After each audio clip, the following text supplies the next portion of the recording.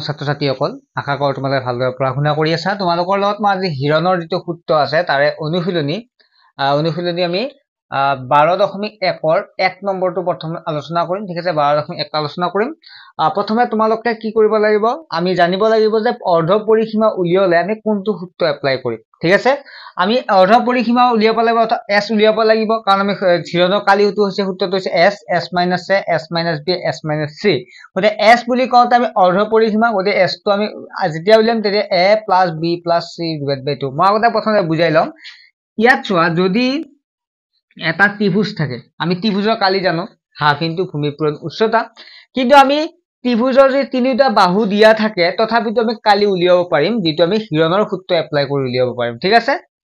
এতিয়া চোৱা আমি যদি এইটো a বুলি ধৰো এইটো b বুলি ধৰো এইটো c বুলি ধৰো তেতিয়া হলে a b c ঠিক আছে a b c এই দুটা আমি যোগ কৰি যদি দুইৰে হৰণ কৰো তেতিয়া আমি পৰিসীমা অৰ্ধ পৰিসীমা দুইৰে হৰণ কৰো তেতিয়া আমি অৰ্ধ পৰিসীমা পাও তাত আমি s পাও আমি জানো যে গোটাইকেইটা যোগ কৰিলে কি পৰিসীমা পাও আৰু আধা কৰিলে আমি অৰ্ধ পৰিসীমা পাও এইটো তোমালোকে মনত ৰাখিবা ঠিক আছে সূত্ৰটো কি হ'ব অৰ্ধ পৰিসীমা যা s উলিয়াব লাগিলে a + b + c a b c / 2 আমি হৰণ কৰিব লাগিব নেক্সট হৈছে কালি এৰিয়া বুলি কওঁতে আমি এই সূত্ৰটো এপ্লাই কৰিম s s - a s - b s - c s মানে আমি অৰ্ধ পৰিসীমা যদি উলিয়াই লম এই উলিয়াৰ পিছত যেটো পাও হেতুক আমি কিহেৰে কৰিম এই এটো একবাৰ বিক কৰিম এটো বিক কৰিম c বিক কৰিম একদম সহজ আৰু যে সমবাহু ত্ৰিভুজ থাকে তেতিয়ালে এই সূত্ৰটো এপ্লাই কৰিব পাৰিম √3/4 s স্কয়াৰ এটা আমি কৰি চাম তেতিয়ালে তোমালোকে ধুনিয়াকে বুজি পাবা চোৱা আগত বিদ্যালয় আছে বুলি লিখা থকা যান-বাহনখনৰ প্ৰতি সংকেত ফলকত এখন সমবাহু ত্ৰিভুজ যে আগত যান-বাহন আগত কি আছে স্কুল থাকা বুলি কিছুমান বেনাৰ বিল তোমালোকে দেখাবা না এনেকুৱাকে দিয়া থাকে হয় না এনেকুৱাকে দিয়া থাকে দেখাবা না পোৱা হয়নে এনেকুৱাকে লিখা থাকে যে আগত এটা ষ্টুডেন্ট এনেকুৱাকে যাই থাকা বা দৌৰি থকা বেগ এটা লৈ তেনেকুৱা ফলক বিলাক কেনেকুৱা সদায় ত্ৰিভুজ আকৃতিৰ হয় নহয় ইয়াত কৈছে প্ৰতি সংকেত ফলক এখনৰ সমবাহু ত্ৰিভুজ সমবাহু মানে আটাইবিলাক এইটো বাহু সমান বুলি কৈছে যাৰ বাহুৰ দিশ a মানে এইটো বাহুৰ মান a হয় যদি এইটো বাহুৰ মান a হয় সমবাহু মানে সকলো বাহু সমান গলে এইটো মানো কি হ'ব a হ'ব এইটো মানো কি হ'ব a হ'ব মই হেৰিখন আঁকি দিছো মই আমাৰ তলৰখিনি প্ৰয়োজন নাই যেহেতু আমি সেইখিনি নকৰো ইয়াত গোটেইকেইটা বাহুৰ মান কি হ'ব a বুলি হ'ব কিয় a হ'ব কাৰণ সমবাহু বুলি কওঁতে কি হ'ব আটাইকেইটা বাহুৱে সমান হ'ব ঠিক আছে এতিয়া হিৰণৰ সূত্ৰ ব্যৱহাৰ কৰি সংকেত ফলকখনৰ কালি উলিওৱা আমি হিৰণৰ সূত্ৰ আমি যেটো আমি এই হিৰণৰ সূত্ৰ ব্যৱহাৰ কৰি আমি কালি প্ৰথম উলিয়াই লম ঠিক আছে তাৰ পিছত কৈছে যদি ইয়াৰ পৰিসীমা 180 সেমি হয় পৰিসীমাটো আমাক কিমান দিয়া আছে 180 সেমি দিয়া আছে তেতিয়া সংকেত ফলকখনৰ কালি কিমান হ'ব আমাক নিৰ্ণয় কৰিব লাগে প্ৰথমতে আমি কি উলিয়াম প্ৰথম হিৰণৰ সূত্ৰটো এপ্লাই কৰিম ঠিক আছে প্ৰথম ইয়াত কি দিয়া আছে আমি প্ৰথম অৰ্ধ পৰিসীমা উলিয়াম কাৰণ কালি উলিয়াব লাগিলে s ৰ মান লাগে অৰ্থাৎ সেমি পেৰিমিটাৰ গতে s ৰ মান উলিয়াব লাগিলে কি হ'ব অৰ্ধ পৰিসীমা কিমান হ'ব a + b + c গতে a বাহুৰ মান কিমান হ'ব এটা বস্তু লিখিব পাৰা যে ত্ৰিভুজ সমবাহু ত্ৰিভুজৰ বাহুৰ মাপ সমবাহু ত্ৰিভুজৰ বাহুৰ মাপ কিমান দিয়া আছে a দিয়া আছে ঠিক আছে একচুয়ালি আটাইবিলাকে a হ'ব এটা অৰ্ধ পৰিসীমা কি আছিল অৰ্ধ পৰিসীমা সূত্ৰটো হৈছে a + b + c divide by কি হ'ব 2 হ'ব ঠিক আছে ডিভাইড বাই 2 আছিল এতিয়া সো অৰ্ধ পৰিসীমা বুলি কওঁতে আমাৰ বাহুৰ মান বিলাক কি হ'ব a আটাইকেইটা a হ'ব গতে ইয়াত কি লিখিম মই a লিখিম b মানো কিমান আছে a আছে a লিখিম c মানো a আছে ডিভাইড বাই 2 এতিয়া সো a কিমান হ'ব এটা দুটা তিনটা গতে কিমান হ'ব 28 a হ'ব ডিভাইড বাই 2 হ'ব ঠিক আছে আমি অৰ্ধ পৰিসীমা অৰ্থাৎ s ৰ মান আমি পালো হয় না নহয় s ৰ মান পালো তাৰ পিছত আমি কালিটো উলিয়াৰ আগতে তোমালোক এটা গুড নিউজ দিব বিচাৰো যিসকল ছাত্ৰ-ছাত্ৰী আমাৰ অনলাইন ক্লাছত নাই আমাৰ অনলাইন ক্লাছ চলি আছে আমাৰ অনলাইন ক্লাছত সম্পূৰ্ণ লাইভ হয় যত তোমালোকে নোৱাৰটো সুধিব পাৰা সন্ধিয়া ক্লাছ বিলাক হয় যেটো নাম্বাৰ দেখা পাইছা 9394628219 এই নম্বৰত SMS কৰি বা ফোন কৰি তোমালোকে ক্লাছত জয়েন হ'ব পাৰিবা এতিয়া তোমালোকে ভাবিছা পইচাটো বহুত হ'ব কিন্তু পইচাৰ বহুত নহয় তোমালোকে বছৰিকা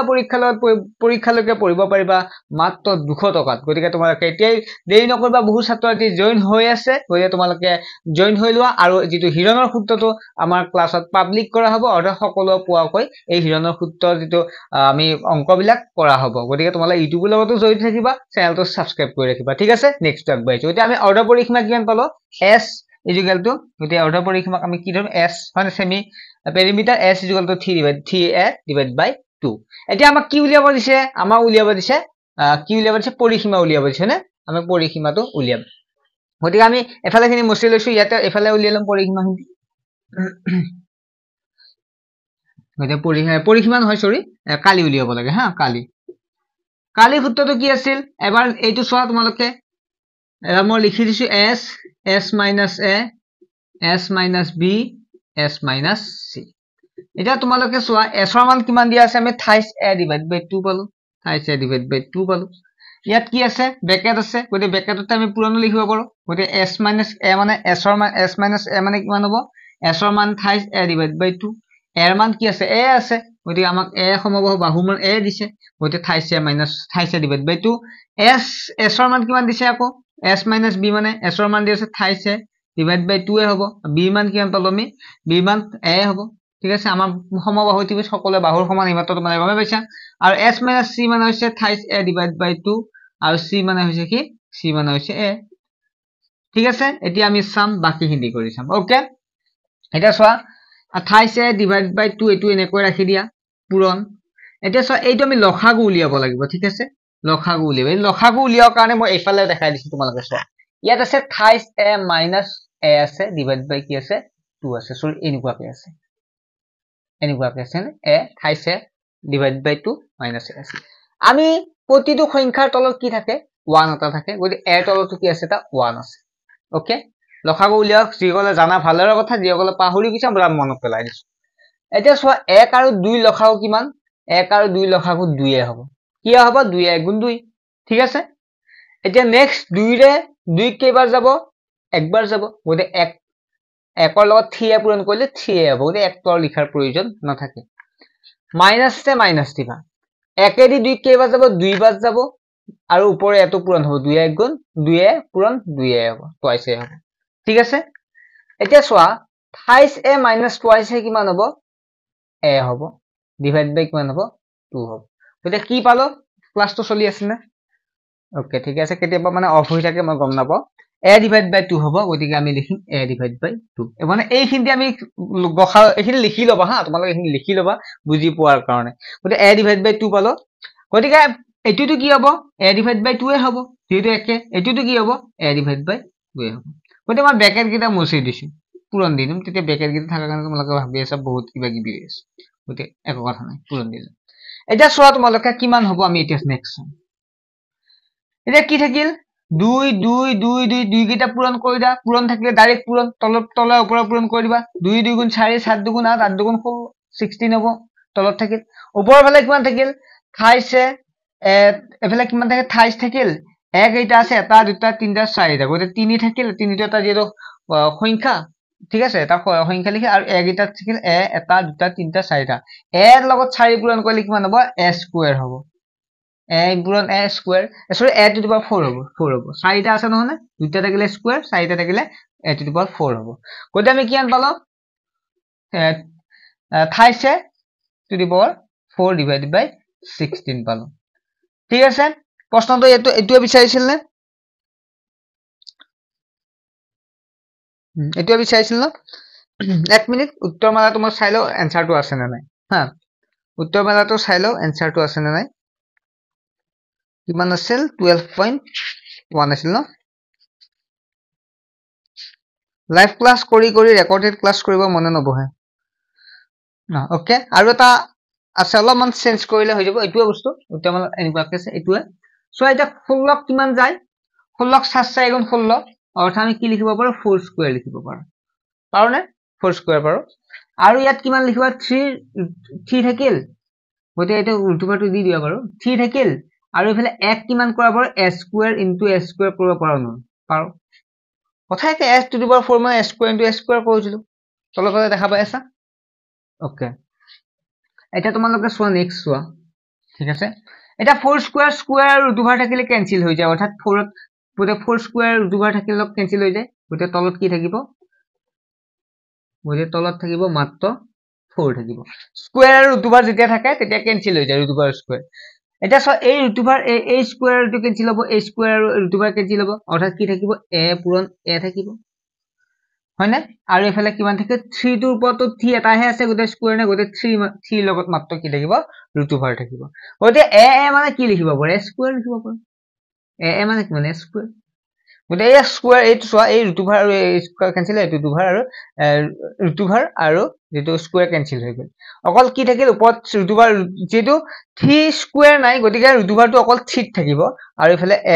এইটোৱে এ স্কয়াৰ হ'ব আৰু তলত কি থাকিব 4 থাকিব গতিকে এইটো হৈছে আমাৰ খালি কিমান পালো ৰুট ওভাৰ 3 এ স্কয়াৰ ডিভাইড বাই 4 ঠিক আছে নেক্সট আমি চাম নেক্সট আমাক এইখিনি লিখি লবা ঠিক আছে মই মুছি দিম হা লিখি লোৱা স্ক্ৰিনশ্বট মাৰি লোৱা লিখি লবা হা স্ক্ৰিনশ্বট মাৰি লিখি লবা ঠিক আছে মুছি লৈছো বা ভিডিওটো স্কিপ কৰি তোমালোকে লিখি লব পাৰিবা এইবাৰ নেক্সট আকৌ দি আছে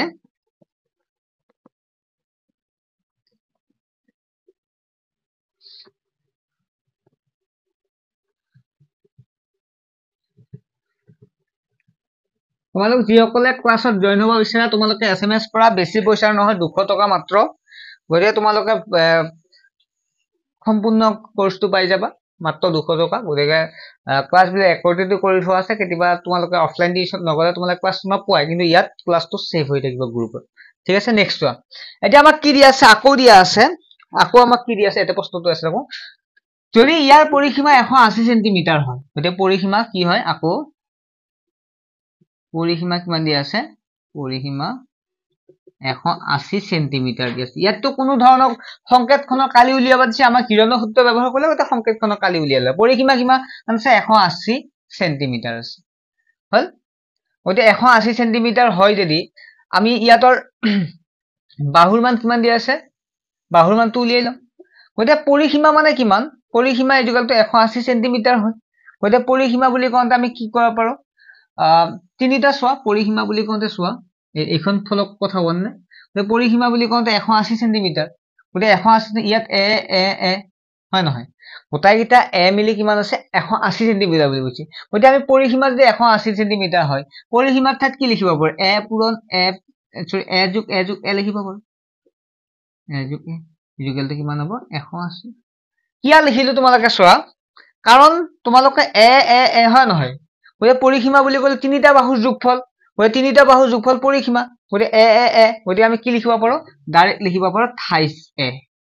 গতে তিনিটা এ মিলি কিমান 180 সেন্টিমিটাৰ গতে এটা এৰ মান কিমান হ'ব 180 যদি তোমালোকে 3 দি হৰণ কৰা কিমান পাবা 180 যদি 3 দি হৰণ কৰা কিমান পাবা 60 সেন্টিমিটাৰ পাবা গতে এৰ মান কিমান তিনিটা যেটো 180 সেন্টিমিটাৰ এটাৰ সমবাহু ত্ৰিভুজ ইফালে গতে এটাৰ মান কিমান হ'ব 60 সেন্টিমিটাৰ একদম সহজ ঠিক আছে এতিয়া আমাক কি উলিয়াব লাগে আমাক উলিয়াব লাগে কালি ঠিক আছে কালি উলিয়াব লাগে মই ইফালে লিখি দিছো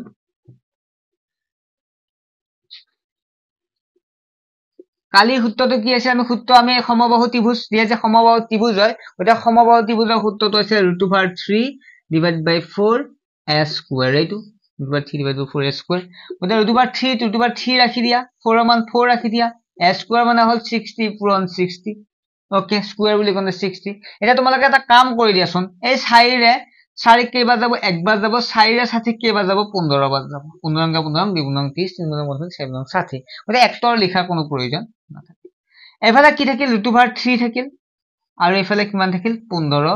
পূৰণ 60 গতে 15 60 পূৰণ কৰা শূন্যটো পিছত কৰিবা 15 6 পূৰণ কৰা 15 6 গুণ নিশ্চয় 90 হ'ব হয় না 6 5 গুণ 30 শূন্য হাতে গেল 3 6 গুণ 6 6 3 9 কৰি দিছো একানে যাতে তোমালোকে বুজিবা এবাৰ শূন্যটো থাকিল কিমান হ'ব 900